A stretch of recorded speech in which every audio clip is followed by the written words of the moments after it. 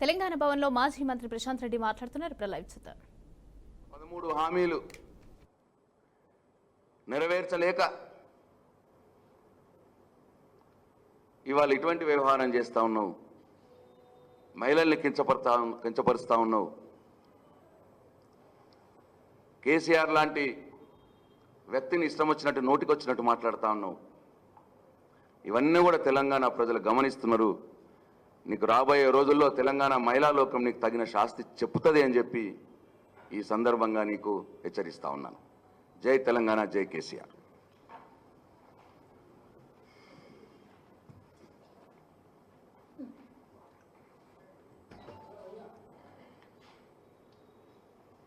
Media మిత్రులందరికీ నమస్కారం.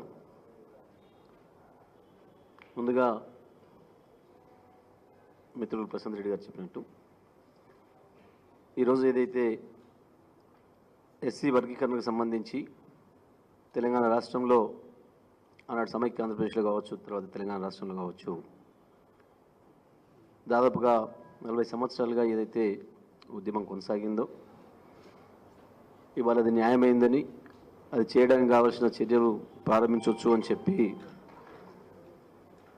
Supreme court ఇచ్చిన తీర్పును బీఆర్ఎస్ పార్టీ కూడా పూర్తిగా స్వాగతించింది.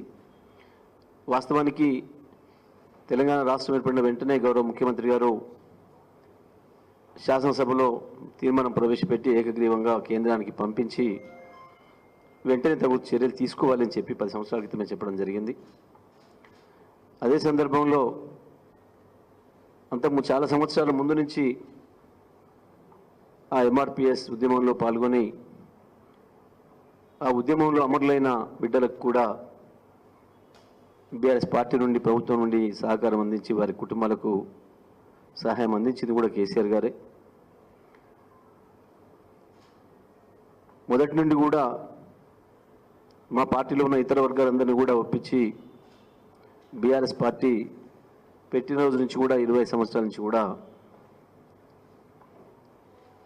ఈ ఎంఆర్పిఎస్ ఉద్యమానికి మద్దతు తెలపడం జరిగింది. మరి ఇవాళ తప్పకుండా ఆశయం కొరకు అమరులైన ఆ మిత్రుల ఆత్మలన్నీ శాంతిస్తాయని, ఇవాళ కొట్లాడిన వేలాది మంది కార్యకర్తలందరూ కూడా నేను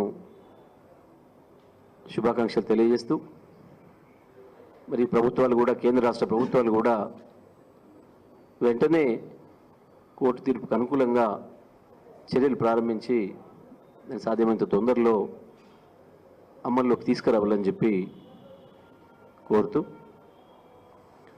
నిన్న ఇవాళ శాసనసభలో జరుగుతున్న ఈ దుశ్శాసన పర్వం, దుర్యోధనులు దుశ్శాసనులు తయారైనరు శాసనసభలో దురదృష్టవశాత్తు. వాస్తవానికి నిన్న శాసనసభ చూసిన ప్రతి ఒక్కరికి ఆశ్చర్యం కలుగుతుంది. ప్రత్యేకించి నిన్న ఇద్దరు కూడా, సబితక్క కావచ్చు, సునీతక్క కావచ్చు, ఒక మాట కూడా మాట్లాడలేదు. వారి నోటి నుంచి ఒక మాట కూడా వెళ్ళలేదు. కనీసం ఏదో మాట్లాడదామో అని స్పీకర్ గారిని సమయం కూడా అడగలేదు. నేను అప్రాప్రియేషన్ బిల్లు మీద మాట్లాడే అవకాశం మా పార్టీ నుంచి కేటీఆర్ గారికి వచ్చింది. వారు మాత్రమే మాట్లాడినరు. మధ్యలో ముఖ్యమంత్రి గారు వచ్చి ఓ పనికి మళ్ళీ చెత్త మాటలు మాట్లాడిండు. దానికి సరిపోయిన పద్ధతుల్లో కేటీఆర్ గారు సమాధానం ఇచ్చిండ్రు. కేటీఆర్ గారు మాట్లాడుతున్న సందర్భంలో కూడా వెనుక కూర్చున్న సబితక్క కావచ్చు, సునీతక్క కావచ్చు, ఒక మాట ఏదో ప్రాంప్టింగో వారికి ఇంకేదో అందించుడు కూడా జరగలేదు. అసలు వారు నోరెత్తరలేదు. చాలా ఆశ్చర్యంగా కేటీఆర్ గారు సమయం అయిపోయింది, వేరే వాళ్ళకి ఇస్తున్నాడు స్పీకర్ గారు. ఆ సమయంలో లేచి అకస్మాత్తుగా ఒక దుర్మార్గులు ఎవరైనా హత్య చేయాలనుకునే వాళ్ళు ఎట్లయితే చీకట్లో నుంచి వచ్చి దాడి చేస్తారో, దారిగాసి ఎట్లయితే దాడి చేస్తారో, ఆ పద్ధతుల్లో నిన్న మొన్న రాష్ట్రంలో జరుగుతున్న సంఘటనలకి నిన్న రాష్ట్ర అసెంబ్లీలో రేవంత్ రెడ్డి చేసే సంఘటనకి ఏం తేడా లేదు. అంత దుర్మార్గంగా వాళ్ళపైన దాడి చేసిండు. సరే చేసిండు, కొన్నిసార్లు మనుషులు తొందరపడతారు, పొరపాటు జరుగుతాయి, పొరపాటు సరి చేసుకుంటాడే అనుకున్నాం. డిప్యూటీ సీఎం గారు లేచి చాలా ఆశ్చర్యంగా, మరి అది ఆయన ఆక్రోశం వాస్తవానికి వాళ్ళ కుటుంబం కావచ్చు లేదా ఆయన అభిమానులు కావచ్చు, వాళ్ళందరేమో రేవంత్ రెడ్డి వచ్చి ఈయన సీటు గుంజుకుంటున్నారు అని చెప్పి బాధపడుతున్న సందర్భంలో ఆయన వెళ్ళిపోయిందట ఎప్పుడో, దానికి కారణం మీరు అని చెప్పి మాట్లాడి తన యొక్క చేతగాంతనాన్ని, రేవంత్ రెడ్డిని అనలేని చేతగాంతనాన్ని బయట పెట్టుకున్నాడు. వాస్తవానికి ఆయన లేచినప్పుడు మేము కొంత ఊరట వస్తుంది అని భావించినాం. ఆయన రేవంత్ కంటే పెద్దవాడు కదా, సీనియర్ కదా, ఏదైనా పాసిఫై చేయడానికి, ఊరడింపు చేయడానికి ఏమైనా మాట్లాడుతుండేమని భావించినాం. కానీ అదేందో ఆశ్చర్యంగా ఆయన కూడా ముఖ్యమంత్రి పద్ధతిలో మాట్లాడిండు.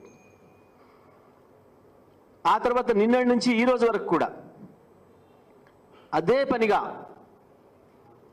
మొత్తం శాసనసభ్యులతోని